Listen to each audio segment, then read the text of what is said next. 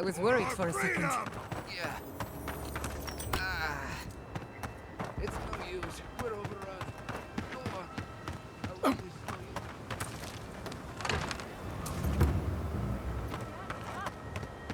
Oh.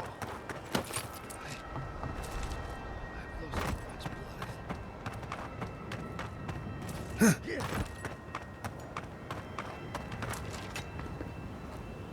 This shall be a bloody day.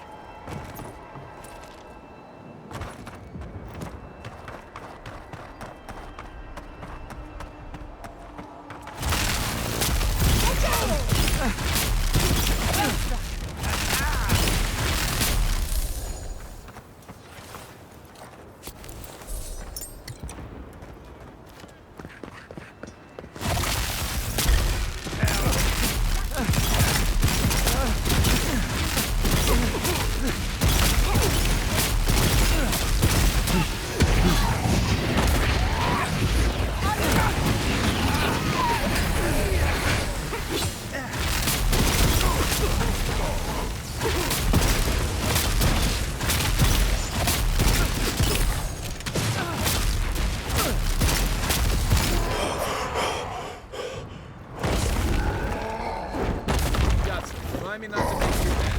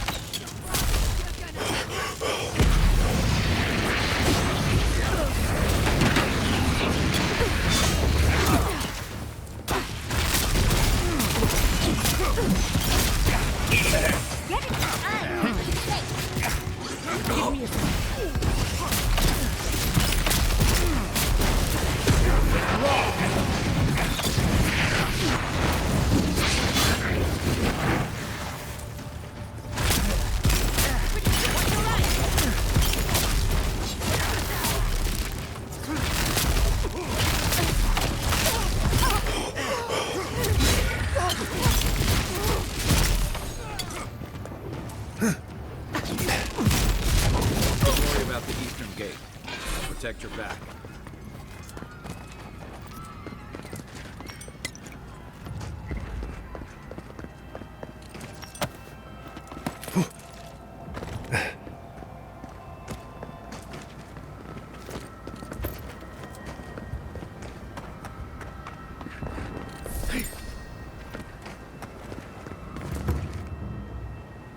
First Eagle's Reach, now here. Better not make us regret this.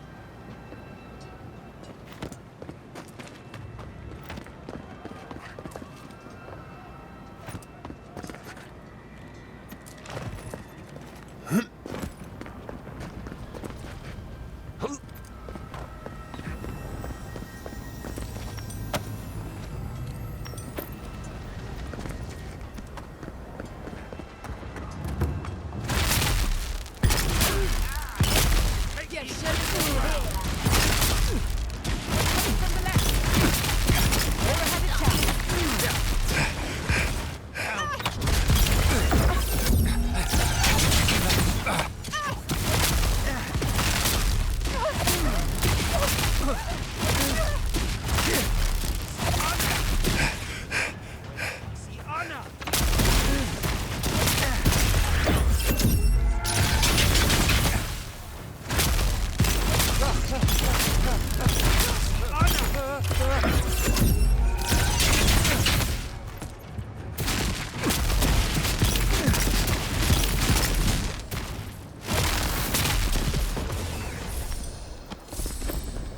job, everyone.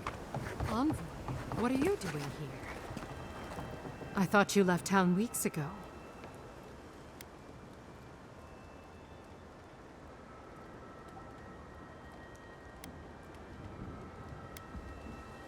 About time.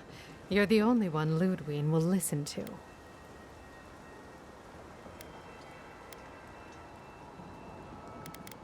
I saw a few on my way here. I imagine they've been waiting for this to happen for a long time. Listen, one of the Garot's units is scouting up ahead, maybe 5 strong. I wouldn't want to fight them if I were you. Take this key. It'll unlock the gate to the canals. You can thank the captain who forgot it. Why should I? It's always worked before. I wish someone had stood up to the Steel Garot a long time ago. But, well, you're here now. That's what matters. Good luck.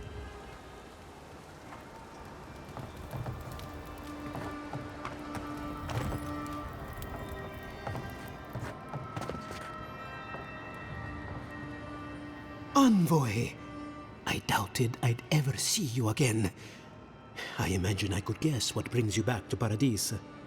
I must thank you once again for bringing me the Luminous Adra so long ago.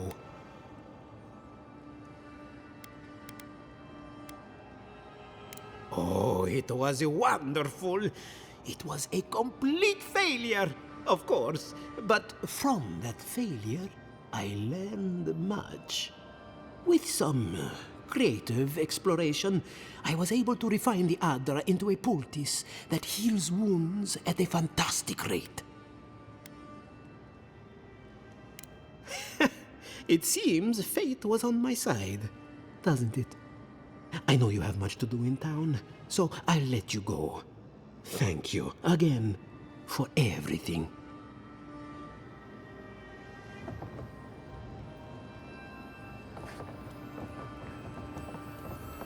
We should go now, while the fighting's died down. I'd like to see the... Can you not hear the screaming outside? Envoy, am I ever glad to see you?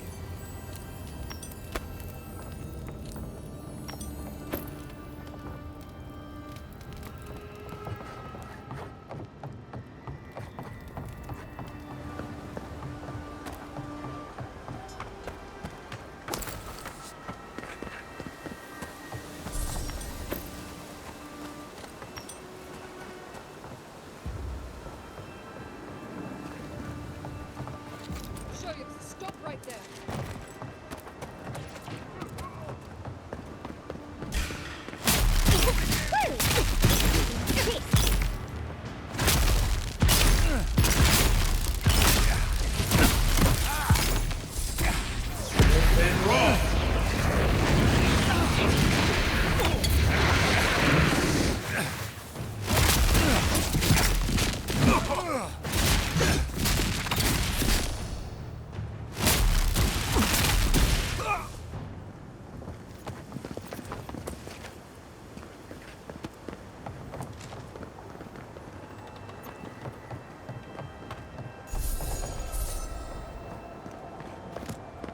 Envoy over here. What exactly do you think you're doing? You nearly died in my clinic. Correction, you did die. And now look at you, fighting the Steel Garot. What have you got to say for yourself?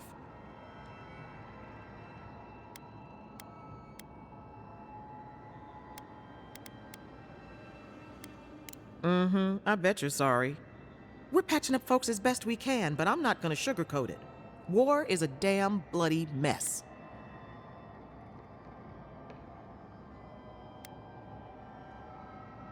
Yeah, stop the fighting. I can't say I approve of you leaping into the fray, but it's always nice catching up with a former patient. Wait a second. Jada? Jada Castell? What are you doing in the middle of this? Surviving.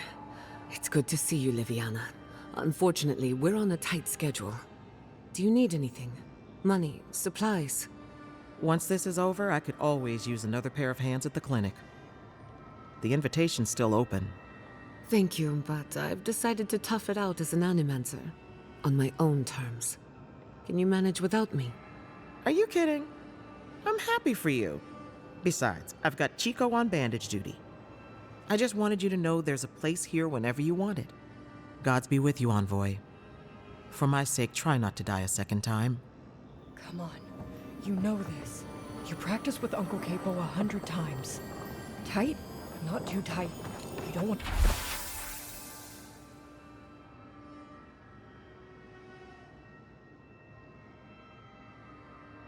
to cut off the blood flow.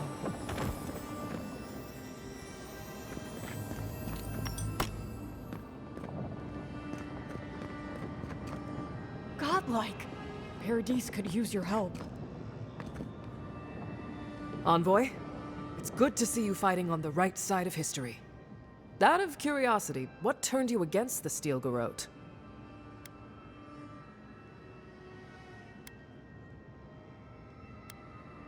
It's high time we explain that to a few people. You know the Steel Garrote a lot better than we do. Their coordination is damn impressive. Any advice?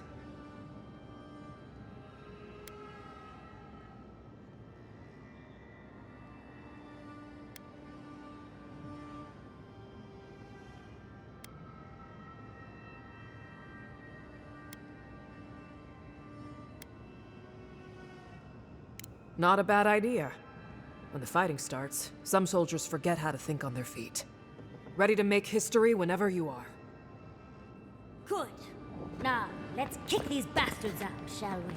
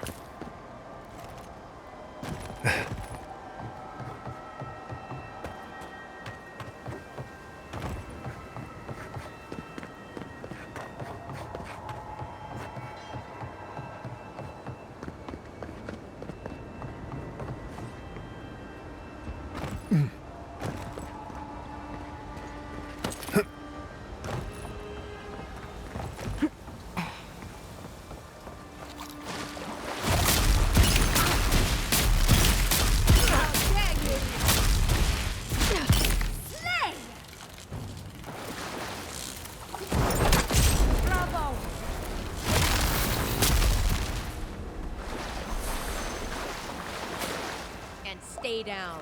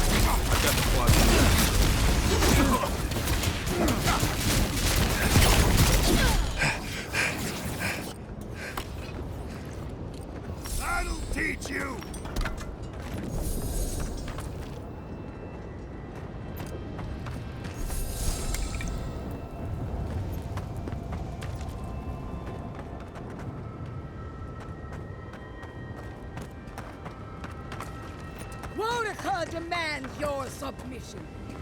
Stand against her and fall. Let's pay Ludwig one final visit, shall we? She could use some payback for Naku Kuber, don't you think? Let's make sure she stays dead this time, all right, dearie?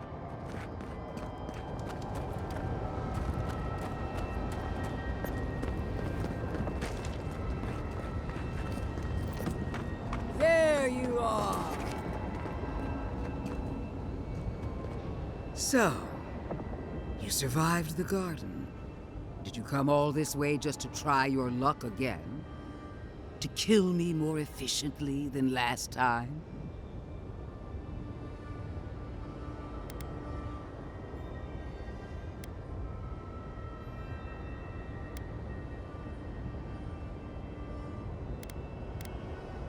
You'll get your chance. Look around, Envoy. Heelguard should have listened. He tried to bring order through compromise. He failed. Order is meant to be imposed by a stern, guiding hand. Her order wields sharp steel. She must set down her blade.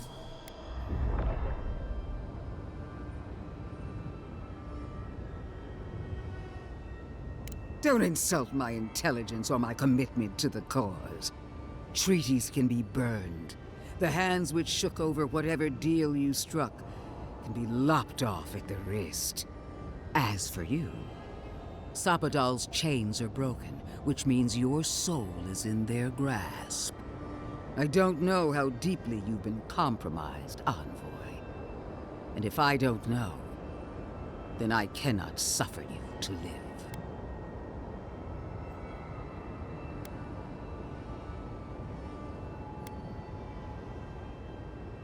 Do not patronize me. I have every right to put down a threat to the Empire. Steel yourself, Envoy. Make this a fight to remember, even in death. We would not welcome her death. There is still ample shade for her beneath our tree.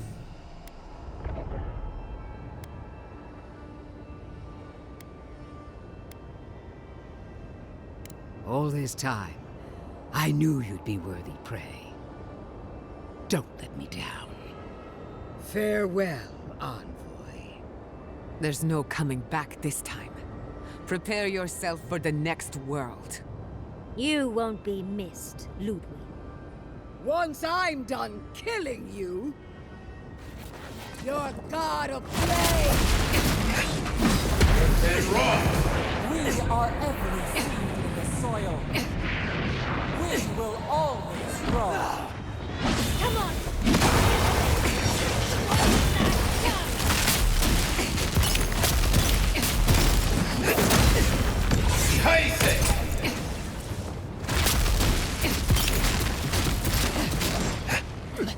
Come on! Come on! He's ahead!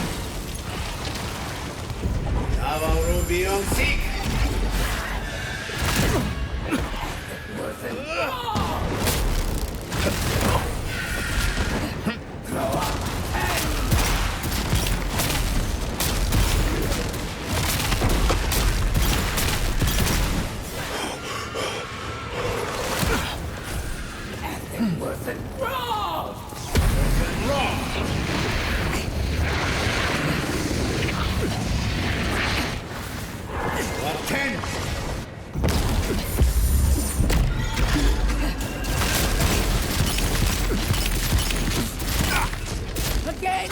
Won't it come? One last time! Wasn't wrong!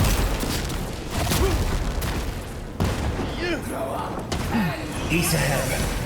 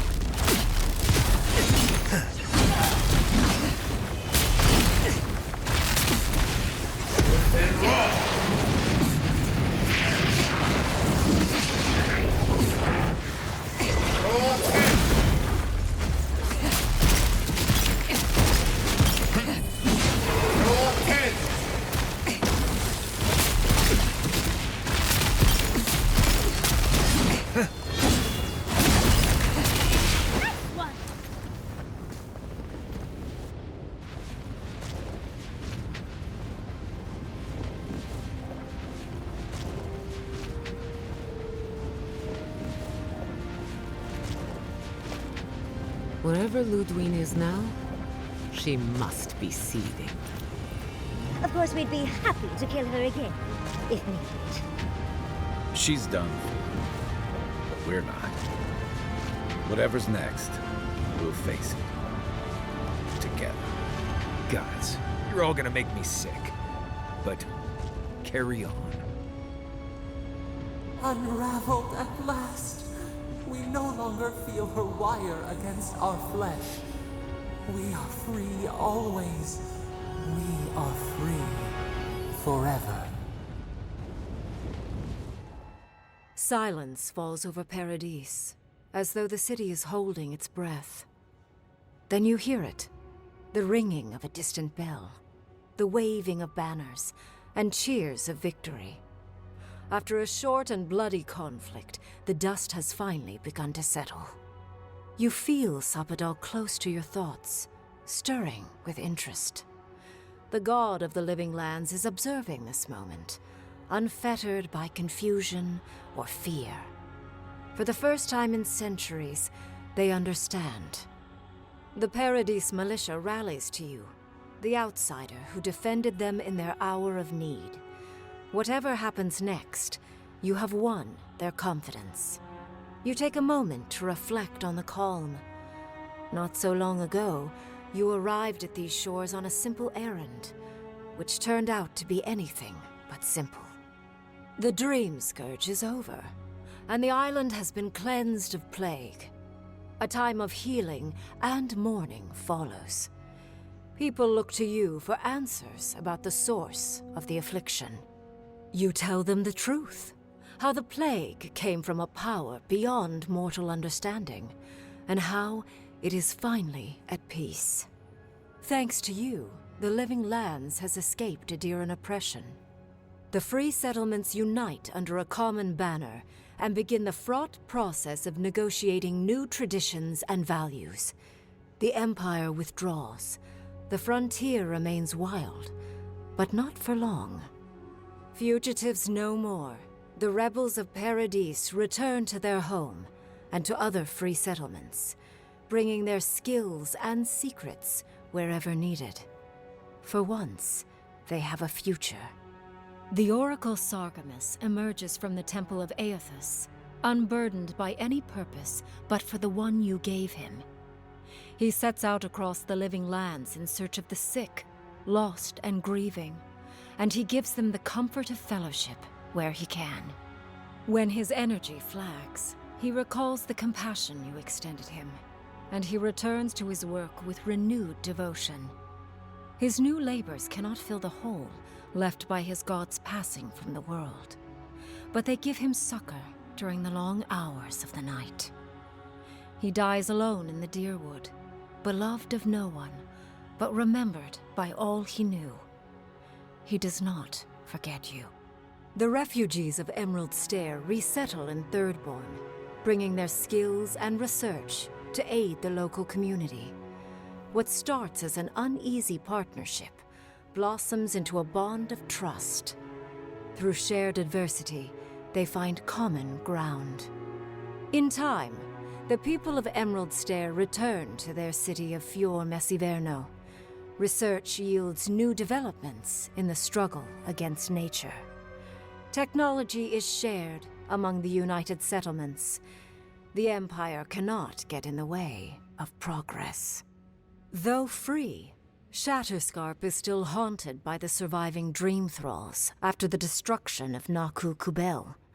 The routine hunt for the remaining monsters becomes part of Thirdborn's everyday life, another chore atop a hardscrabble existence with few comforts. The youthful make a game of the hunt, retrieving artifacts from the dead to return to those they left behind. Solace Keep clings to its long-held isolation at first, but after mourning her friend Kostya, Mihala reluctantly deigns to open the doors of the fortress.